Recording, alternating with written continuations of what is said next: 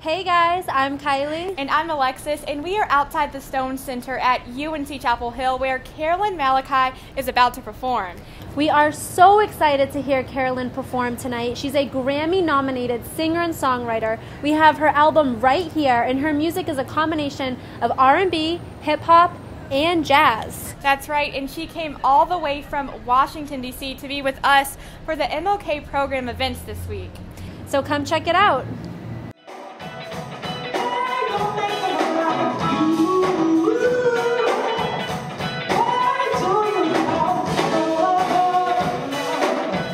We're here with Carolyn Malachi, who is just fresh off the stage from a wonderful performance. It was amazing.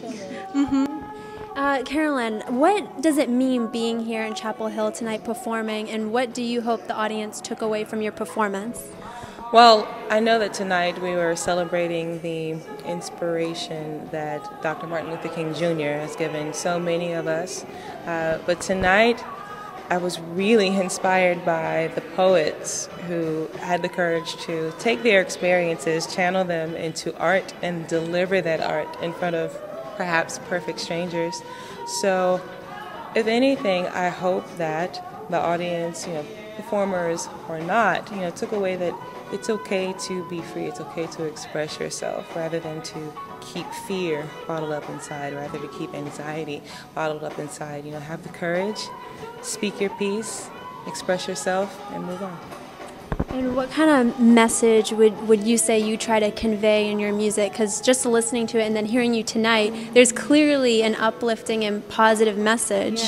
Yeah, so, and that for me is very personal and very natural. I've had some amazing experiences in my life, and I have learned that we're always in position to do something. We're always in position to at least take one step toward our goal. But in order to do that, we have to be free with our thinking. We have to be able to consider other perspectives. We have to be even free to look inside and say, okay, these are the things that I need to address. So when I'm on stage, for me, the moment is about creating a free space for us to do just that. Not just to look internally, but also, like I said on stage, to have dialogue about the things that we really do need to talk about.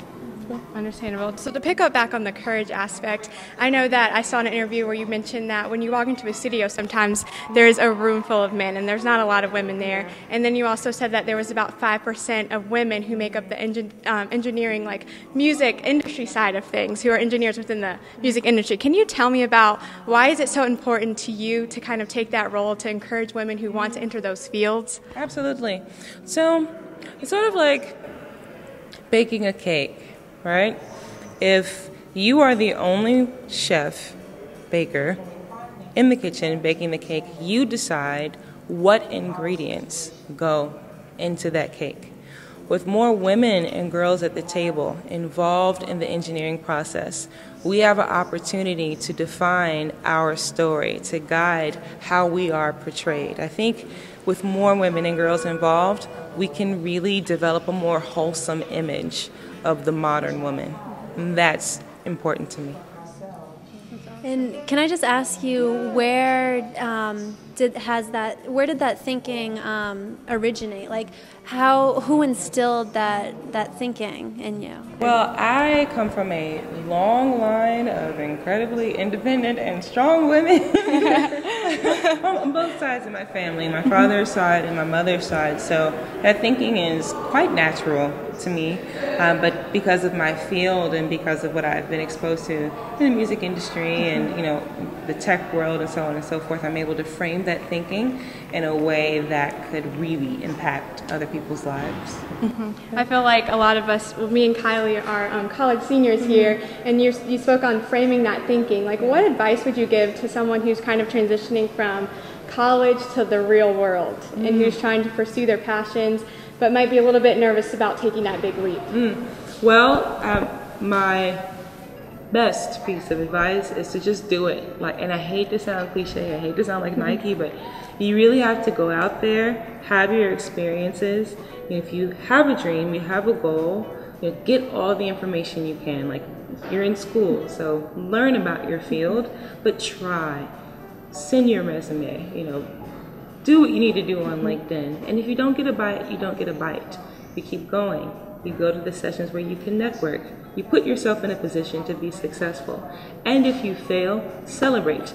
Because, like one of my favorite authors, Napoleon Hill, says, within all adversity lies the seed of equal or greater benefit.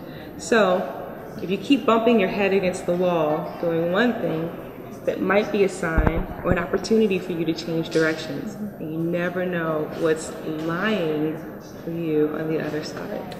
Yeah. It's kind of like, well, one of my favorite sayings is, fail your way to success. Yeah. What's the journey been like for you?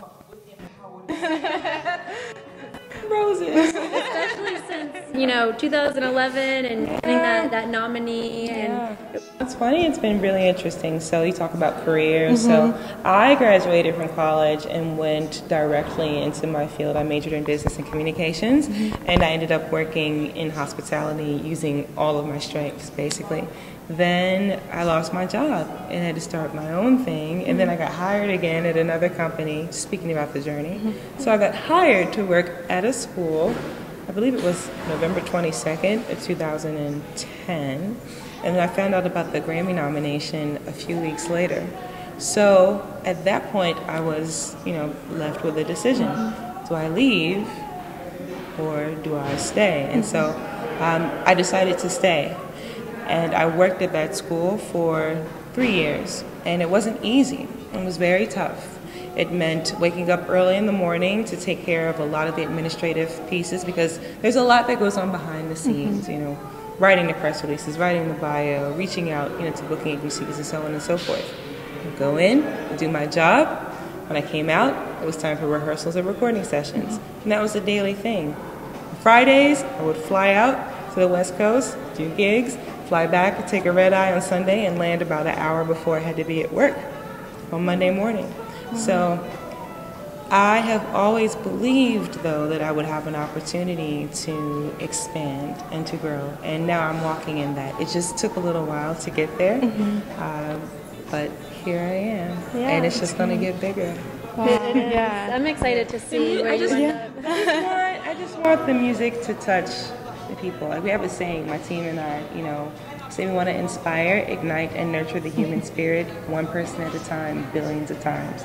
And we're walking in that, and it's paying off. Yeah. Wow. Well, for all of you who weren't able to make the performance tonight, I will tell you should definitely check out Carolyn's music. When you're up there on the stage, I just feel like you just reach out to everyone touching out there. I've never seen a performance quite like yours before. So, yeah, just thank you for talking with us. Yes, thank you for the advice. I'm sure everyone watching can learn a lot from you, especially us. So. Thanks for having me. Hope to see you guys again. Yeah.